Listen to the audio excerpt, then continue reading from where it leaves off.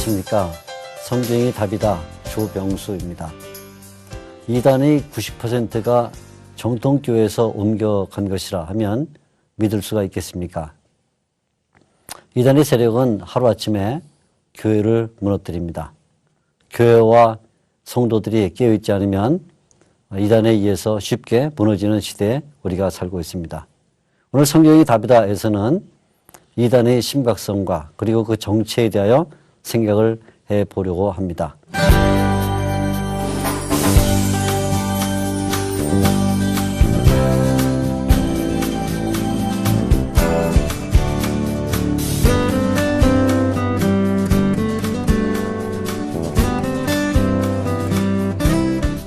두 분 반갑습니다. 네, 안녕하세요. 감사합니다.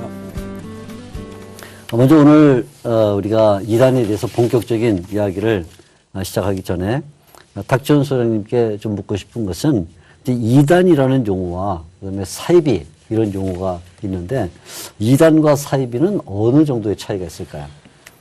이단이라고 하면 그리스도 안에서 이 규범적으로 공인된 신앙 고백을 거부하거나 반대하는 자나 집단을 보통 이야기를 합니다. 근데 사이비라는 용어를 같이 사용하기도 하지만 일반적으로는 사이비 종교라고 하는 표현은 사회적으로 그렇게 사용되어지는 표현인 때가 좀 많은 것 같습니다. 그러니까 일반 사람들에겐 이단이라고 하면 좀 어렵지만 사이비 종교라고 하면 누구나 이해할 수가 있거든요. 그래서 겉은 그럴듯해 보이지만 그러나 그 근본은 전혀 다른 것. 그러니까 종교적인 어떤 순적인 기능보다는 혹세무민하면서 반윤리, 반도덕적인 그런 문제를 일으키는 단체를 사이비라고 하는 표현을 사용하는 게 아마 조금 더 적절하지 않을까. 우리 박 목사님께 묻고 싶은 것은 이제 우리가 이단 이런 이제 표현을 쓸 때 누군가가 이건 이단이다, 이건 이단이 아니다 이런 어떤 판정을 해줘야 할 것 같고 또 어디선가 최종적으로 이게 이단이다 이렇게 이제 최종 결정을 해줘야 될 것 같은데 누가 이단을 판정하고 어디에서 이단이라 이렇게 최종적으로 결정을 할 수가 있겠습니까? 네, 최종 결정은 교단에서 하는 것이죠. 교단. 예. 지금 연합기관이 있기는 합니다만은 연합기관은 교단을 규정하기가 상당히 이제 어려운 상황이고 그래서 각 교단이 최종 권위를 가지고 이제 결정하는 것이 아주 중요한 일이고요. 그래서 각 교단의 결정을 가장 중요시하고 있습니다. 이단을 이제 규정할 때 거의 각 교단마다 이단을 규정하는데 그 규범은 거의 대동소이합니다. 대가지 한 6가지로 얘기를 할 수 있는데 첫째가 뭐냐면 지금도 성경 외에 계시가 계속 있다. 성경 외에 다른 계시를 주장하면 이단이고 그 다음에 이제 두 번째는 삼일체 하나님에 대해서 왜곡하거나 부인하면 또 이단이 되는 것이고 그 다음에 세 번째는 이제 예수 그리스도의 구속 사역을 제한하거나 왜곡하거나 부인하면 그것도 또 이단이 됩니다. 예. 그리고 이제 그 계시가 지금도 계속되고 있으며 그 계시가 방편이 직통 계시, 그러니까 직접 하나님 앞에 자기가 지금 받는다, 받는다 하는 직통 계시를 이제 주장하면 또 이단이 되는 것이고요. 그 다음에 또 하나는 이제 성경을 해석을 할 때 정상적인 성경 해석을 하는 것이 아니라 결국은 어떤 자의적 교주나 또 어떤 특정한 사람의 자의적 해석이죠. 근데 그게 이제 주로 비유풀이나 영적 해석을 말하는데 이런 자의적 해석을 해서 자기 논리에 자신들의 교리에 가져다 붙이는 것이 바로 이제 이단이고요. 이제 마지막으로는 이제 우리 기독교의 중요한 게 이제 이신득의 다시 말하면 믿음으로 말미암아 구원을 얻는다는 그런 교리인데 믿음 외에 또 다른 구원 방법이 있다. 믿음만은 가지고는 구원이 안 된다. 이렇게 주장하는 것을 이제 이단이라고 이렇게 말합니다. 그래서 각 교단마다 거의 대동소이하게 이런 6가지를 이단 규정의 규범으로 삼고 있습니다. 자, 그러면 이렇게 이단으로 판명된 교회나 단체 그 수가 탁소장님 얼마나 됩니까 우리나라에 도대체? 이번에 성경의 답이다라고 하는 이 초청을 받고 그럼 이단이 얼마나 될까? 저희도 사실 뭐 몇백 개, 몇십 개 이렇게 이야기를 했는데 자세히 좀 따져 보니까요.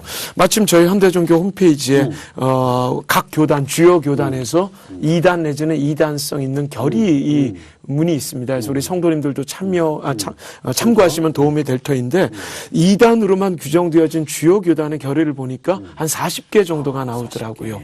그런데 우리 성도님들께서 시청자님들께서 좀 참고하셔야 될 것이 이단이 아닌데 이단이라고 하면 이건 좀 법적인 문제가 좀 있을 수 있습니다. 그래서 항상 이단인지 이단성이 있는지 참여 금지하고 관계 금지해야 되는 말 많은 단체인지 이런 것들을 좀 눈여겨보셔서요. 함부로 누구나 다 이단이라고 말하기도 어렵고 이단인데 이단이 아니다라고 말하는 것도 문제가 있고 그래서 뭐 말 많은 단체나 이단성 있는 단체까지 한다면은 뭐 수백 단위가 되어질 가능성이 충분히 높고요. 하지만 이단으로 규정되어진 단체로는 대략 한 40여 개 정도가 좀 주요 교단에서 결의된 내용으로는 그렇습니다.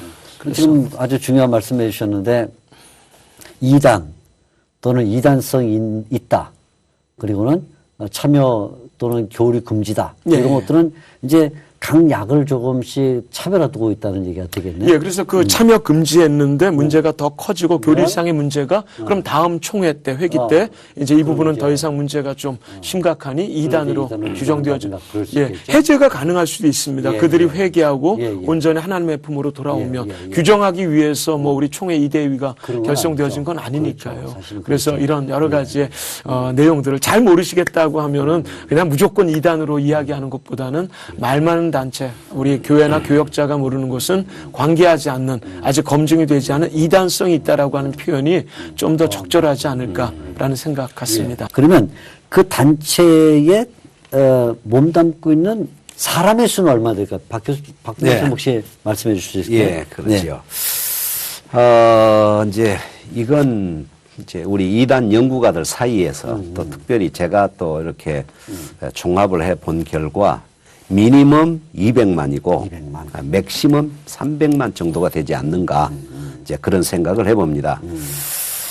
왜 그러냐면 현재 우리나라에 자기가 구원자요 재림주요 메시아라고 하는 사람 제가 판단한 파악한 바로는 이제 죽은 분 사자를 합하여서 현재 47명이 있습니다. 47명. 네, 47명이 있는데 이를 따르는 무리들이 엄청나게 많습니다. 네. 참 굉장히 많은 수고요. 그렇죠. 놀랄 정도로. 우리 탁 소장님 보실 때 이런 그 교주들의 특징이 뭡니까? 어떤 공통점이 있을 것 같은데 어떤 게 있을까요? 뭐 우선 신격화 우상화되어져서 우리 목사님 말씀이 더 정확하겠지만 저는 선친 때부터 지금 상황을 보니까 하나님 주장하는 사람들이 대략 한 20명 가까이 되는 것 같고요. 뭐 예수 주장하는 사람들은 더 많고 또 전라도 쪽에 갔더니 모세 주장하는 사람, 또 하늘 어머니, 하나님의 신부, 그리고 엘리야. 뭐 저쪽 예전 강원도 원주 쪽에서 시작한 한 이단 단체는 엘리야로 시작을 했는데 지금은 하나님으로 등극되어 있는 그런 사람들도 있습니다. 너무 이단들 특징이야 가장 중요한 건 신격화, 우상화인 건 뭐 두말하면 잔술이겠고요.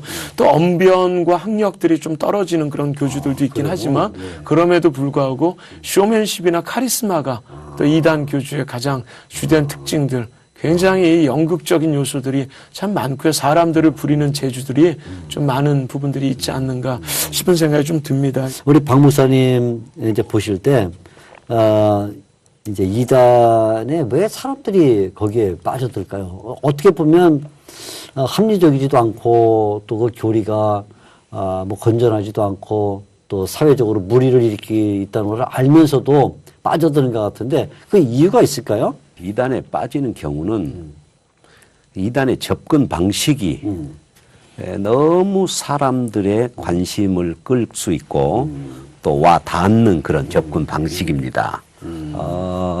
개인적인 트라우마가 있다든지 아니면 어떤 그 깊은 상처가 있고 그 다음에 교회에서 특별히 상처를 받은 사람들은 이단에 아주 잘 빠지고 돌아오기도 참 어렵습니다.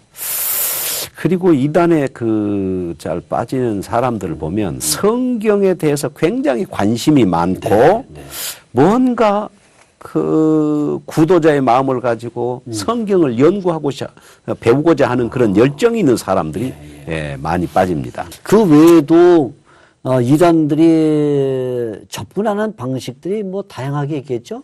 탁소장님 어떤 것이 있을까요?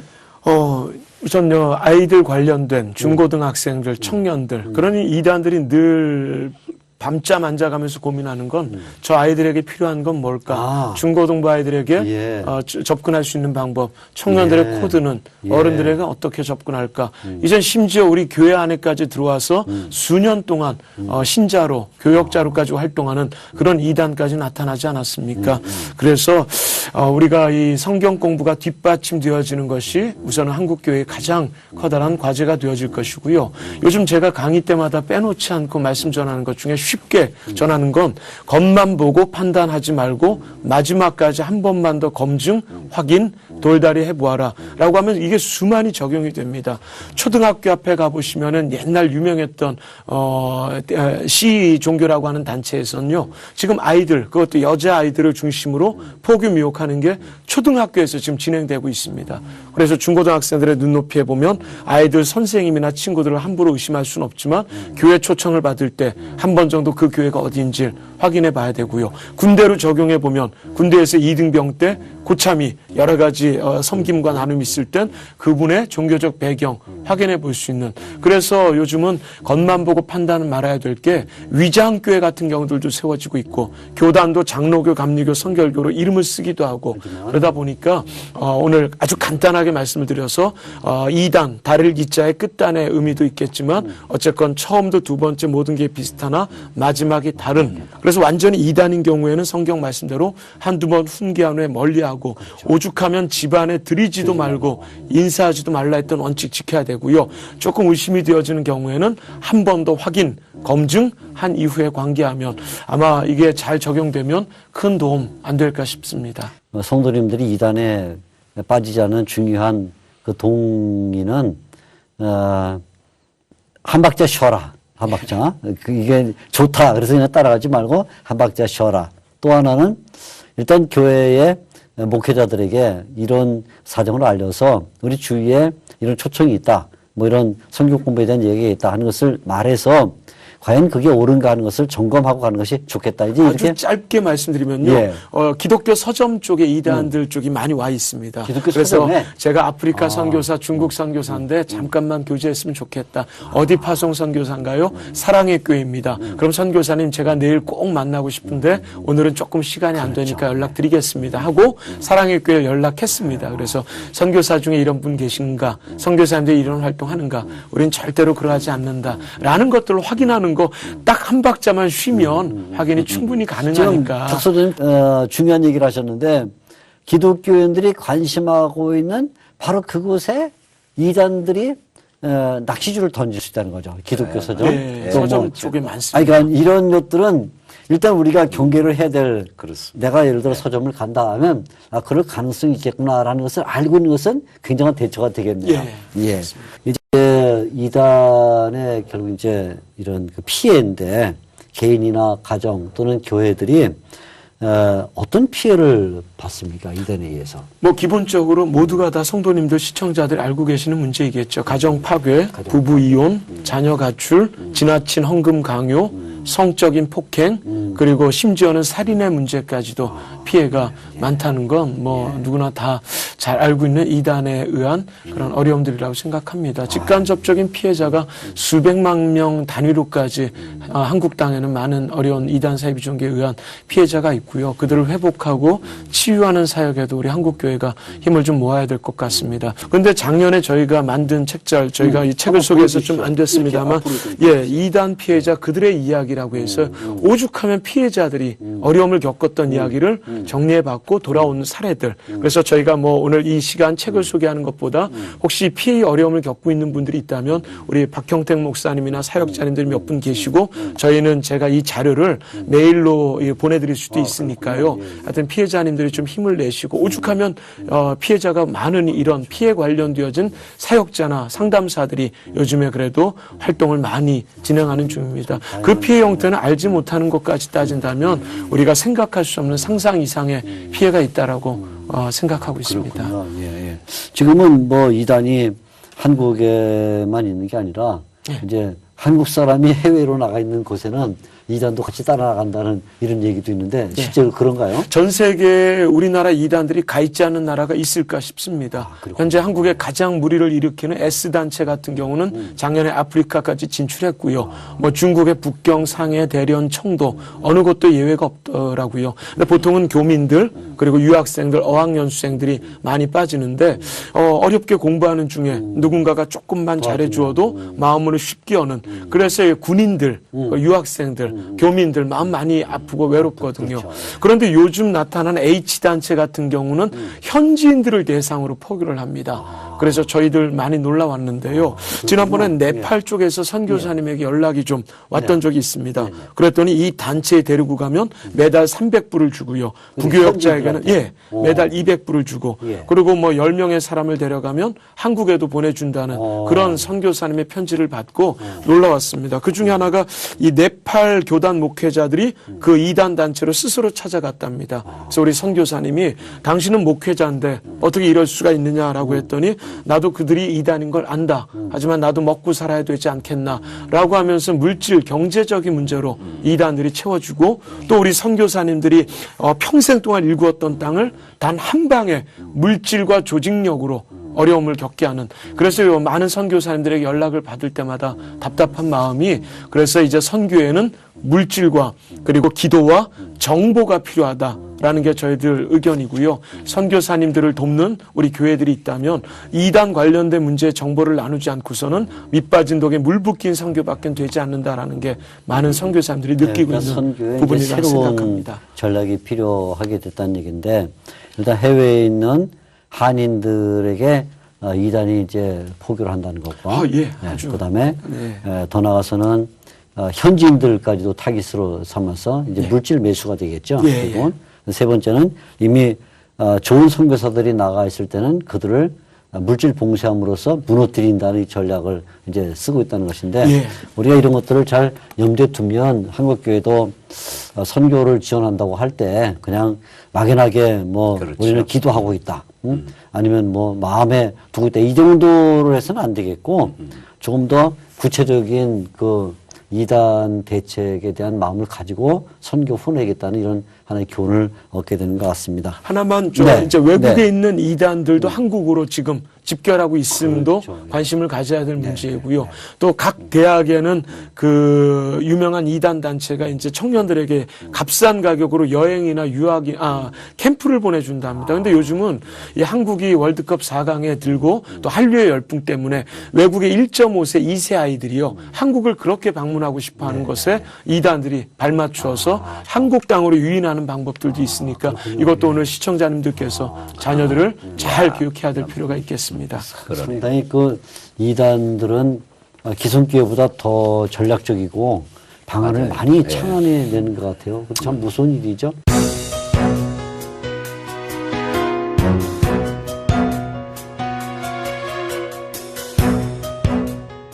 성경에서는 이단에 대해서 어떤 이야기를 하고 있는지 박무사님 혹시 말씀해 주시죠.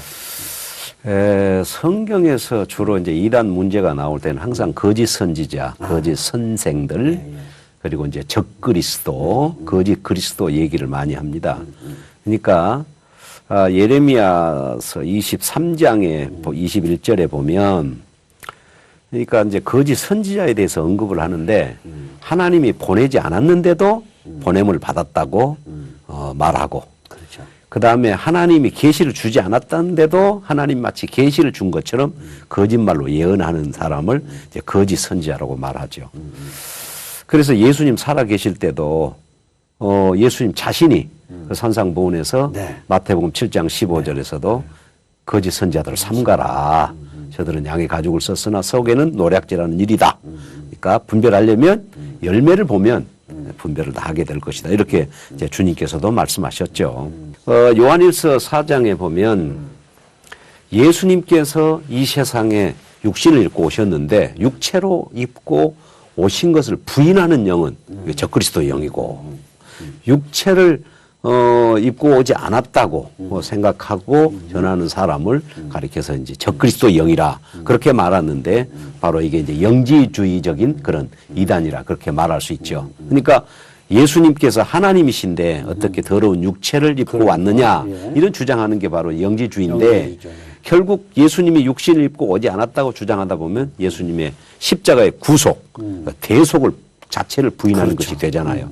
그러니까 이제 심각한 이단이 되는 것이죠. 그래서 예수님 자신도 이제 그 마지막 사람 그 제자들이 우리가 말세에 어떤 일이 일어나고 어떻게 해야 됩니까? 할 때 예수님께서 하시는 말씀이 사람들을 주의해라. 그러니까 가장 먼저 사람 주의해라. 왜냐하면 거짓 선지자들과 거짓 그리스도들이 많이 나타나서 할 수만 있으면 택한 자들을 이제 미혹한다. 그래서 그들은 거짓 능력과 권능과 뭐 이런 기적, 이적과 기사로 이제 미혹할 것이다. 그렇게 예수님이 아주 경계를 하셨죠. 그런데 실제로 지금 우리 주변에 보면 얼마나 많은 그런 이나들이 나타나서 거짓 기적과 이사로 사람들 미혹하고 있습니까? 이단에도 계보가 있겠죠. 예, 저희도 그죠? 한번 네. 정리해 본 적이 있는데요. 네, 네, 그 네. 계보가 상당했습니다. 네, 예, 있겠죠. 예, 그리고 있습니다. 그런 계보를 좀 잘 아는 것은 어떤 면에서 이단을 방지하는 또 중요한 한 방식이 되지 않을까 그런 생각을 갖습니다. 예. 혹 뭐 이런 이단 계보를 우리가 알고 싶다면 어디를 가면 알 수 있을까요? 이런 계보를. 현대 종교에 있습니까? 혹시? 예, 저희들 예, 정리해 있죠. 놓은 건 예전에 문화관광부에서 저희들 용역한 그 한국의 신흥종교 실태라고 하는 책자에 서양 외국 그리고 이 나라 이단 관련되어진 걸 계보를 보니까 그 계보가 다 윗선에서 이 스승 제자로 연결고리가 이어진 부분들이 상당수였습니다. 그렇죠. 그러니까 이제 우리 한국에만 이단들이 독립한 게 아닙니다. 그렇죠. 제가 보면 연구를 해보면 그 외국에서 일어난 이단과 한국에서 일어난 이단들이 사상이 같습니다. 예를 들면 섹스 모티브를 가진 그런 것들이 우리 한국에만 있는 게 아니에요. 그렇죠. 예, 벌써 외국에서도 있었는데 그렇죠. 그것이 이제 한국에로 넘어온 것도 그렇죠. 같고요. 그 다음에 또 그 유명한 그 교회 성장학자였던 그런 그 운동을 벌였던 그런 분도 결국은 한국에 와서 배워갔죠. 네, 배워가지고 갔다는 것이죠. 이제 이런 것들이 아주 심각한 문제고요. 그래서 이단들이 그 성경을 가지고 성경을 해석하는 중요한 세 가지가 있습니다. 이제 하나는 이사야 34장 16절 10을 이제 예로 네, 들어가면서 네. 말씀에는 짝이 있다. 짝이 있다. 예. 이제 그건 사실은 그 말씀에는 짝이 없지만 그 말을 인용을 해가지고 여기저기서 따다가 가져다가 이제 붙입니다. 붙이게. 그러면 예, 예. 다른 모르는 사람들이 볼 때는 너무 굉장히 딱딱 들어맞는 신뢰하죠. 것이고 그렇죠. 예, 예. 그런 겁니다. 그래서 그걸 이제 프리포메이션 성경을 짜집게 하는 방법이 이제 첫 번째고 그것은 교주를 신격화시키기 위해서 재림예수로 만들기 위해서 성경을 따다가다 붙이는 것이고요. 그 다음에 이제 두 번째가 중요한 문제가 있는데 모든 한국에 있는 이단들은 비유풀이라는 그 해석 방법을 사용한다는 것입니다. 자, 비유풀이라는 것은 뭐냐면 결국은 풀이하는 사람이 어떤 의미를 그 단어에다가 집어넣느냐 하는데 그 자유롭거든요. 그러니까 비유풀이는 결국 풀이하는 사람이 자기 마음대로 집어넣을 수 있으니까 예를 든다면 볼지어다 구름을 타고 오시리라. 근데 그 구름을 거기다가 의미를 집어넣는 겁니다. 재림예수가 구름 타고 올 수가 없으니까 자기들이 재림예수라면 그러니까 구름에다가 이건 영으로 온다는 뜻이다. 이건 육체로 온다는 뜻이다. 요것은 사람들이다. 요것은 교회다. 요것은 종교다. 이렇게 의미를 이제 부여하는 거죠. 그래서 각자는 그 자기의 교리와 논리에 맞춰서 거기다 의미를 부여하는 것이죠. 이게 바로 이제 비유풀이 방법이고요. 그 다음에 이제 또 하나 성경 해석 방법은 영적 해석을 한다는 것입니다. 그래서 기성교회 모든 목회자들은 다 육적 해석을 하고 자기들은 영적 해석을 한다. 그러니까 절대 다른 사람들은 알 수가 없다. 왜냐하면 본래 성경 자체가 비유로 되어 있고 비밀이기 때문에 누군가 계시받은 사람이 풀어줘야 되는데 그 풀어주는 것은 오직 자기들의 교주다. 이렇게 설명을 하면서 영적 해석을 한다고 주장을 하는 것이죠. 뭐 워낙 기기묘묘한 방식과 뭐 성경풀이부터 시작해서 또 성도와 교회를 미혹시키는 방식들을 사용해서 이렇게 이단에 잘 빠지는데 예. 그 들어갔다가 나오기는 어려워요. 그렇죠? 탈퇴가 어려워. 왜 탈퇴가 어렵습니까? 거기가 자기가 다녔던 그곳의 교리나 그 성경 말씀이 진리라고 믿어버린다는 거예요. 그러니까 아예 세뇌 교육이 돼버리는 예, 세뇌 교육이 돼버리죠. 그래서 그런 사람들이 나왔을 때는 싸워서 나왔지만 결국은 거기 교리는 옳다 그렇게 믿는 거예요. 아, 나와서도? 예, 그래서 예. 우리 한국에 많은 이단에 갔다가 나온 사람들이 교육을 받지 않으면 신앙생활을 하기 어렵습니다. 왜? 여전히 거기가 진리라고 믿고 있기 때문에. 그리고 또 하나는 이제 거기서 이탈하는 것, 그것을 곧 죽음이여 저주라고 믿게 만드는 것이죠. 그렇게 하고, 그 다음에, 또 하나는 그 이단 단체의 그 내부를 보면, 감시를 하고, 그 다음에 또 이탈자를 방지하기 위한 시스템이 준비가 되어 있습니다. 그렇기 때문에 가진 협박과 공갈 그리고 어떤 감시가 철저한 감시가 이루어져서 거기서 이탈하는 게 쉽지만이 않습니다. 그래서 스스로 이탈은 상당히 어려운 것이고 제3자에 의해서 이렇게 이제 이탈을 하는 경우가 주로 많습니다. 그래서 이단에 들어갔다가 이제 나오는 경우가 너무 소수죠. 예, 소수고요. 그러나 이제 이단에 빠지는 사람들은 나오는 사람들의 그 10배 이상이 많이 빠진다는 것을 많이 우리가 빠지지만 나오기는 어렵다. 예, 나오기는 너무 그렇게 어렵습니다. 예. 그러면 자 이렇게 이단에 빠지는 사람 많지만 나오기 어렵다. 나오긴 어려운 이단에 잘 빠진다. 그러면 빠지지 않아야 되는 거군요. 예. 빼내오는 것보다도 빠지지 않게 하는 것이 우선인데. 답은 경계와 예방입니다. 그러네요. 그러면 우리 교회와 또는 뭐 교단이 도대체 어떻게 예방을 해야 될까요? 우선은 하여튼 그 주일학교 교육부터 전 필요하다고 생각합니다. 주일학교 그래서 아이들에게 낯선 사람 조심해라, 길 조심해라, 차 조심해라 한 번 잊고 인사하는 어머니, 아버지들이 안 계실 겁니다. 그럼 우리는 영적인 낯선 사람, 영적인 길 조심, 그 아이들에게 한 번의 기회는 그 이야기를 들을 수 있는 기회는 어린 아이들에게도 줘야 되지 않을까. 그래서 요즘에 교회들마다요, 여름 성경학교 때 인형극이나 만화, 영상을 통하여서 교육하는 경우가 시작되는 그런 교회도 있고요. 중고등학생들은 기본이고 필수입니다. 그래서 중고등부 수련회 때 2단 교육이 수십 년 동안 지금 잘 진행되어지지만 사역자가 많이 부족해서요. 사역자가 우리 전도사님들, 신학생들 중에 많이 나올 수 있도록 노력해 주셔야 될 것이고, 또 2단들이 교회들을 가장 버겁고 힘들게 생각하는 건 별것이 아니라 우리 교회 주보에다가 2단 관련된 정보를 함께 나누고 교회 안에 2단 대책팀으로 채널을 고정할 수 있는 한 분을 세워놓는다든지, 우리 주변에 2단 맵, 영적 지도를 한번 만들어 보는 것, 2단 불매운동도 중요하고, 또 교회 안에 책꽂이에 2단 관련된 DVD나 책들 무료로 배포되는 것들도 많거든요. 이런 작은 실천들을 2단들이 좀 버겁게 생각합니다. 이 교회는 우리가 쉽게 뚫길 어렵구나 해서 지뢰 포기해서 건강한 교회로 이 교회를 함부로 넘볼 수 없도록 하는 방법들, 그리고 한 특정 2단에만 관심을 갖는 것보다 두루두루 모든 2단에 간단한 이름, 특징, 대안들을 준비하면 좋을 터인데,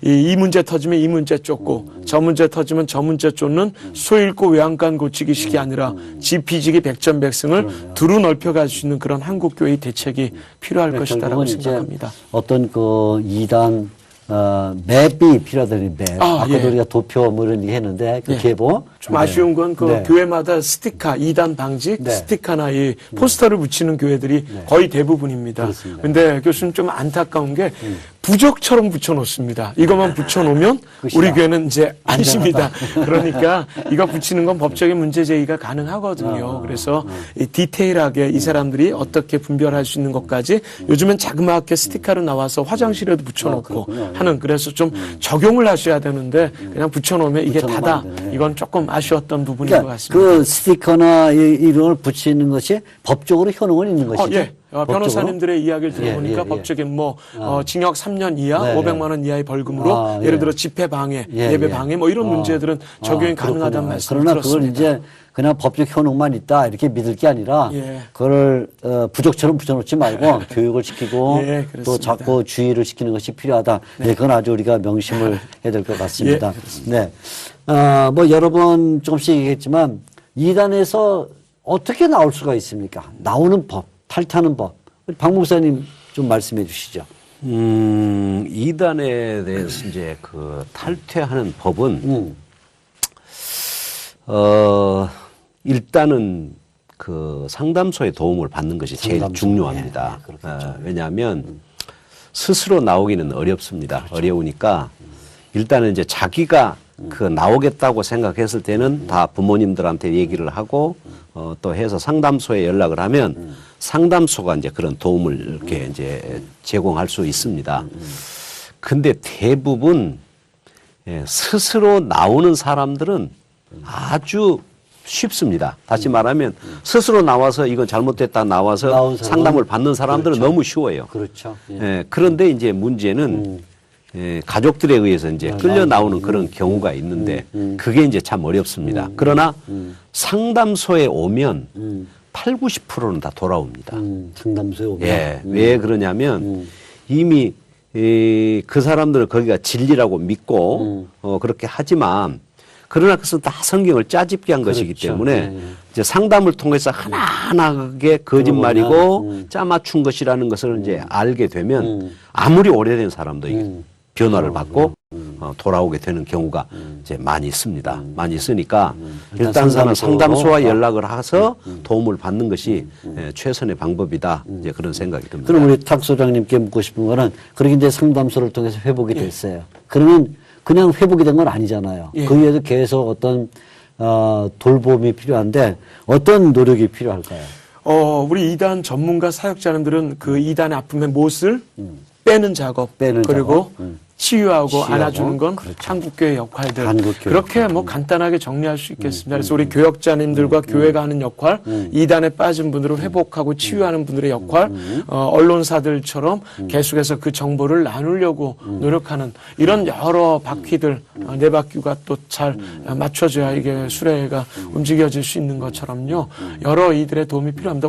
이단 단체에서 나오면 또 다른 이단 단체로 가는 경우가 워낙 많거든요. 왜냐하면 이게 싱거운 음식이어도 건강한 우리가 목사님들 주시는 말씀들이 건강한 영적인 건강한 음식들인데 짜고 맵고 단 음식을 먹으니까 마음이 혹한 겁니다. 그렇죠. 그랬던 분들에게 우리 한국교회로 다시 돌이키면서 다시 싱거운 음식으로 이게 치유가 어렵거든요. 그 역할을 회복사역자님들이 지금 진행하고 계십니다. 그래서 우리가 이 문제에 대해서는 교회와 전문가들 또 여러 뜻있는 언론들 많은 박자들이 맞춰지지 않는다면 쉽지 않은 거고 또 제일 중요한 건 경계와 예방입니다. 자, 우리 이제 시간이 참 많이 됐는데, 박 목사님, 마지막으로, 이런 이단 문제에 관해서 꼭 전하고 싶은 말씀이 있다면 어떤 게 있을까요? 이단하고 이단에 빠진 사람하고를 동일시해버립니다. 예. 근데, 그러니까, 이단하고 이단에 빠진 사람하고는 구별을 해야 됩니다. 그러니까 이단에 빠진 사람은 돌아올 수 있지만, 이단은 미혹하는 사람은 안 돌아오거든요. 그러니까 사실은 교주와 그 주위의 몇 사람은 다 이단이라고 할 수 있지만 그렇죠. 사실은 그걸 진리라고 믿고 거짓에 속아서 따라다닌 사람도 이단에 빠진 사람들이거든요. 사람이죠. 네. 근데 그 사람들도 이제는 언젠가는 돌아와야 될 그런 사람이니까 그 다음에 기성교회에서는 성경에 대해서 안 가르쳐 준다는 거예요. 그러니까 역시 목사님들이 설교를 할 때 하나님이 뭐라고 말하느냐, 성경이 뭐라고 말하느냐를 설교해 주는 게 아니라 목사님 자신의 말로 이것을 하다 보니까 아무리 설교를 들어도 성경을 모른다는 거예요. 그렇죠. 예. 그러니까 30년 동안 성경을 들었지만 목사님이 무슨 설교를 했느냐는 기억을 해도 성경이 뭐라고 말하느냐를 전혀 기억을 못 하는 예, 거죠. 참 뼈아픈 얘기예요. 예, 예. 그래서 결국은 이제 목회자들이 설교를 성경이 뭐라고 말하느냐, 그렇죠. 하나님이 뭐라고 말하느냐를 잘 가르쳐만 준다면 성도들이 성경을 충분하게 이해하고 있잖아요. 그렇게 되면 이단에 빠질 염려가 참 없습니다. 뼈아픈 얘기예요. 네, 그런 생각이 그렇습니다. 예. 우리 탁 소장님도 마지막으로 하실 말씀 있으시면. 뭐 간단하게 정리하면 예. 하나님께서 말씀하신 예언의 성취로 나타나는 이단들의 문제는 참으로 자연스럽고 너무나 당연한 문제입니다. 그러나 하나님께서 내가 다 이겨놓은 싸움의 마침표를 우리에게 찍으라 명령해 설명했을 때 그렇죠. 그 마침표는 경계와 예방과 깨어 근신함, 지피지기. 그래 이단 문제를 너무 어둡고 무겁고 딱딱하게 생각 말고 즐겁고 기쁜 영적 전쟁으로 마지막 때 우리가 잘 살 때 하나님께서 잘했다 칭찬 우리에게 주실 건 분명할 것이고요. 특별히 사역자님들의 소송이나 여러 폭력 그리고 여러 가지 어려움들이 좀 많습니다. 네, 그렇죠. 그래서 사역자님들을 위한 그런 중보 기도가 지금 좀 많이 필요할 것 같고요. 그리고 뭐 저희 개인적으로는 선친께서 이단 연구를 열심히 해주셨는데 다음 달이 이제 20주기가 되는 그래야 때인데 되군요, 벌써. 예. 아직도 이 사건의 실체가 제대로 밝혀지지가 않아서 이 문제로 인해서 더 이상 다른 피해자나 아픔들이 생기지 않았으면 하는 그런 피해자의 눈으로 이단 문제를 바라보게 될 때 좀 더 간절하고 애통하는 마음으로 이 문제를 바라볼 수 있지 않겠나. 그래서 우리 성도님들 특별히 아이들로부터 관심 갖게 해주시고 우리 지역과 교회와 가정을 지키기 위해서 조금 더 고군분투해 주시기를 간절하게 소원하는 바입니다. 네, 감사합니다. 예. 네. 오늘 대담에 나와주신 박형택 목사님 진심으로 감사합니다. 예, 감사합니다. 탁준 소장님 귀한 시간 내주셔서 감사합니다. 예, 감사합니다. 오늘 성경이 답이다에서는 이단의 문제에 관해서 생각을 해보았습니다. 지금까지 시청해주신 시청자 여러분께 진심으로 감사를 드립니다. 감사합니다.